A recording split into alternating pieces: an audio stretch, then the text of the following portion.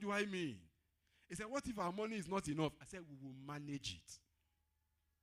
Don't ask any member of your family for money in this our home. And I said, I will not ask my family too for any money.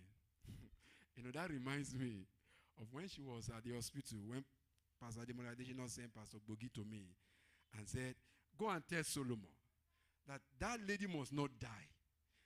If she dies and they say what kills her is that there is no money, I'm going to give Solomon big problem. And I laughed when Pastor Wiggy told me. I said, why did Pastor say so? He said, Pastor said that I know Solomon is not going to ask for money, and that's who I am. I won't ask you for money. I don't want to ask you. Let us just manage what we have. I'm not saying you should not seek for help. Don't get me wrong. What works for me might not work for you. But we sat down and we talked about sex. I realized that my late wife, let me tell you the truth, could like sex. You know why? Because, amen. She was just praying. And me, this will look better.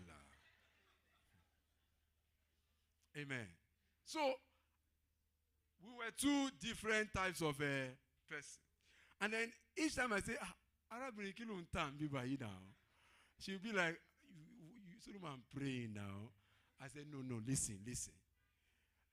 The only reason, if you care to know today, the only reason why my wife will give me sex, she's late now, a late wife, would be that it is written in the Bible. Otherwise,